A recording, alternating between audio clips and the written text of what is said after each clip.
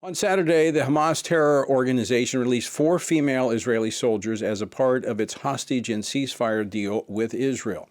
In exchange, Israel later released 200 Palestinian prisoners, including 121 who were serving life sentences after being convicted of deadly attacks against Israel. While Israel celebrated the release of the 4 women, it is keenly aware that the agreement that was made with Hamas comes at heavy cost. And part of that cost appears to be allowing Hamas to regroup and even rebuild. Join me now to discuss this and more is Carolyn Glick. She's a senior contributing editor at the Jewish News Syndicate and host of the Carolyn Glick Show on JNS. She joins us from Israel. Carolyn, thanks so much for joining us this evening. It's always a pleasure to be with you, Tony. Thanks for having me. Let me start with this. Today is Holocaust Remembrance Day. 80 years have passed since the end of World War II. And the Holocaust and the nations coming together saying this promise never again. But with what we've witnessed in the last year and a half in Israel with Hamas, those words lack meaning, do they not? They do. And, I think it's notable as well that the Prime Minister of Ireland, who's an anti-Semite, was given the honor of doing the keynote speech at the ceremony yesterday. And he gave a speech that was riddled with slanders against the state of Israel and the people of Israel. So, I think the never again issue is a two-way street. One is the Jews must never allow this to happen to us again, but also the Gentiles of the world have to stop hating Jews. Yeah. And it's that kind of genocidal Jew hatred that we saw on display on October 7th. And then with the massive support that Hamas received from nations and from political movements throughout the world, we see that unfortunately 80 years have passed, but the sort of outburst and wave really of anti-Semitism that has washed along planet Earth over the past year and 3 months has been somewhat of a shock for most people, and it shows that we have to fight this. It's Right. not a matter of just being vigilant; it's actually fighting it. Well, and I would add, it's not just the Jewish people who should be fighting this. I believe, and my call has been to Bible-believing Christians, people of the book, that would stand with Israel and fight back on this as well. You're right. I mean, it's been there. It's been latent, but in the last year and really last few years, we've begun to see this percolate up, and then, of course, obviously reaching a crescendo, a zenith, on October the 7th. I say that as a backdrop to this conversation that we're going to have about the 4 hostages that were released over the weekend. Obviously, that's being celebrated. There's still more that need to come home. But let's talk about those 4 for just a moment, because there's some controversy surrounding the release and the way they were released and how Hamas paraded those 4 young females through the streets there in Gaza. Look, I mean, Hamas, we know, has been victimizing women. The Israeli women who fell in their path on October 7th were brutalized in a way that nobody imagined was possible, not only, in every way, and by large mobs. And then they stole from Israel, also 7 of our soldiers and many, many civilian women and girls, children who they were holding as hostages. We know that one of the released hostages, who was released in the first tranche of hostages back in November of 2023, admitted publicly that she was raped by her captor. And so these 4 that were released on Saturday are IDF soldiers who were captured in their pajamas from their base, while 16 of their fellow soldiers were massacred in the most brutal way. And they saw it happen as they were being captured. And they were brought back to Gaza. There were 7 in total who were taken. The last one is expected to be released hopefully on Friday. 1 was murdered, and 1 was rescued shortly after October 7th by the IDF because she was able to snatch a cell phone and call for help, and they located her and they were able to save her. Hamas is a horrible organization or movement or mindset for its adherents, in terms of the way that they treat women, particularly captive women who are not Muslims. And so that was a national nightmare, having these women. And hopefully, in the course of the lifespan of this 42-day deal, we're supposed to get all of the females that are being held captive in Gaza home, at least the ones that are alive. And so that's what we're looking towards. But yes, they've been serially victimized in the most brutal ways. And then on Saturday, it was no different. And actually, on Saturday, when they were released, you saw not only that, but you saw how everything that Hamas does is theater. And they're backed, of course, by the Qataris and by so many others in the international media who credence all of their lies. So they built up this fake stage where they were declaring victory over the Zionists or whatever. They put the girls in fake uniforms, and they paraded them up on stage in front of a crowd of men carrying automatic weapons and whooping, and made them play roles. And so they were told, that they had to smile and put their hands up and stuff like that. And it's all theater, and it's to demoralize Israelis.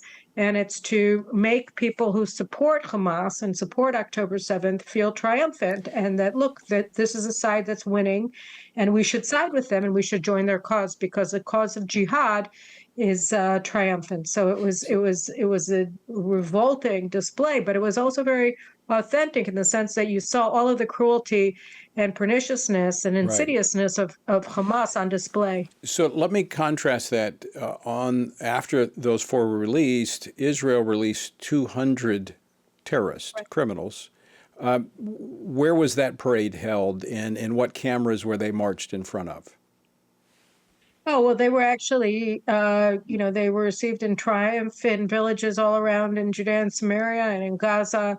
And, again, hopefully we'll find them and we'll just kill them all afterwards, because, these are mass murderers. I mean, some of the worst murderers, I'm sure you remember, and maybe your viewers do as well. But in 2000, the Palestinians rejected a state and peace with Israel, and they launched, under Yasser Arafat at the time in the PLO, they launched a jihad against Israel. And we were having almost daily suicide bombings that were massacring Israeli civilians in cafes and universities, in their homes, on buses. Everywhere you turn, there was another suicide bombing. And we had 4 years, there were peaks, like in 2002, of almost daily and almost daily assaults and almost daily massacres.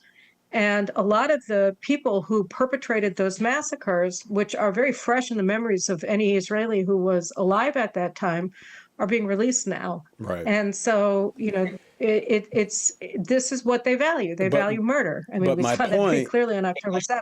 My point is, Israel did not try to exploit those 200 criminals when they released them. They released them according to the deal, unlike what Hamas did in releasing these 4 hostages and exploiting them for theater. We didn't humiliate them. Right, exactly. That's my point, because Israel, even though they don't like the terms of the deal, they treat humans as humans, and they're not exploiting it as we see with Hamas. And I think this shows the difference between the two sides. Now, let me talk a little bit about the hostages that remain.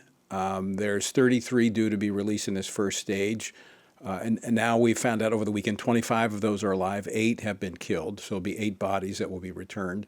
There's 90 remaining hostages. I believe there's 35 of the remaining have been killed as well by Hamas. Is Hamas living up to the terms of the deal?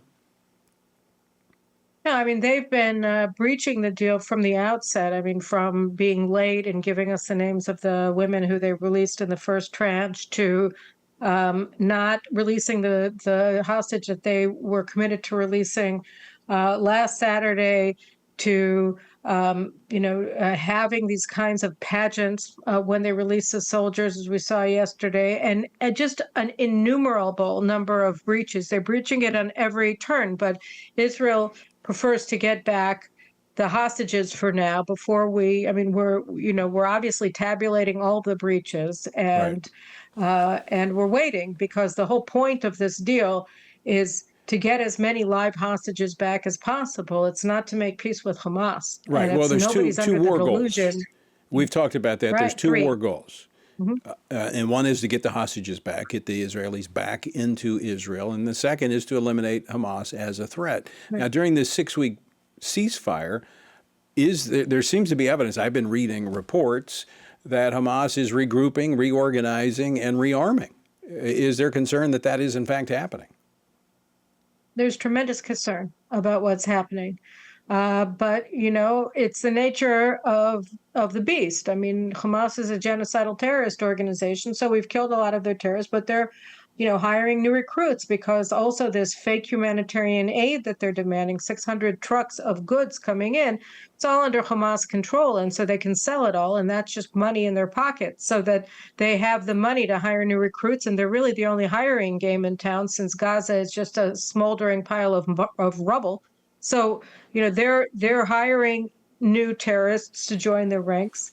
But that's not the same as having the sort of veteran, well-trained people who came in and invaded Israel on October 7th, albeit with thousands and thousands of civilians from Gaza who joined in the carnage. All the same, it's not the same military organization today that it was on October 7th, 2023. I think,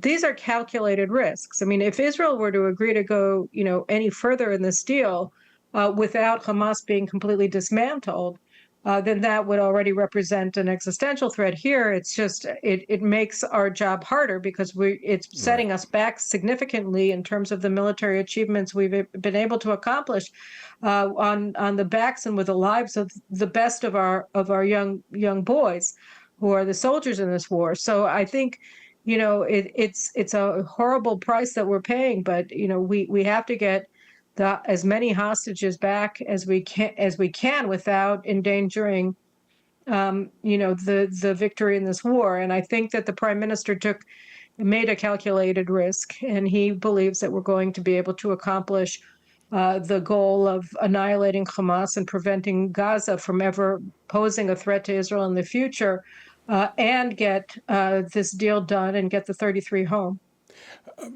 Carolyn, we only have a couple minutes left.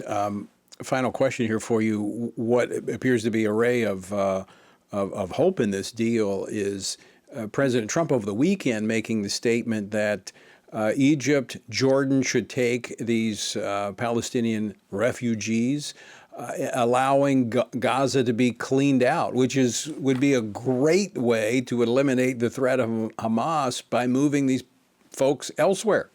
Is that possible? Yes, of course it's possible. Look, Egypt is in breach of a binding humanitarian law of war that requires people to provide refuge to civilians in armed conflicts. And Egypt has kept their border closed and banned Gazans from coming in to seek refuge in Egypt or in any third country through Egypt. So that all of the people screaming about civilian casualties in this war really should have been pointing fingers all along at one person, which is Egyptian President al-Sisi, who has shut the borders and prevented them from leaving. The same could be said, of course, of Jordanian King Abdullah. 90% of his population are ethnically Palestinians. Why he isn't letting their brethren come into Gaza, into Jordan? Again, and that's one thing. But the brilliance of President Trump is that he's willing to look at a problem, an old problem, in new ways. And the fact of the matter is that the Palestinians proved that this was a zero-sum game. It's either going to be them or the Jews on October 7th. And what he's saying is, look, there are 22 Arab states. Move. And it's not going to be you. People like you can't have states. I mean, he doesn't say that, and maybe he wants a state for the Palestinians. But the people of Gaza have proven themselves beyond a shred of a doubt that they have no interest in peaceful coexistence with Israel. And by the way, again, Gaza is a smoldering, charred rubble. Right. And so what they want to do there is unclear. So he's offering a way through this that will provide Israel with victory, its people with security, the people of Gaza with a possibility of living in peace somewhere else. Carolyn, we're gonna have to leave it there. We're out of time.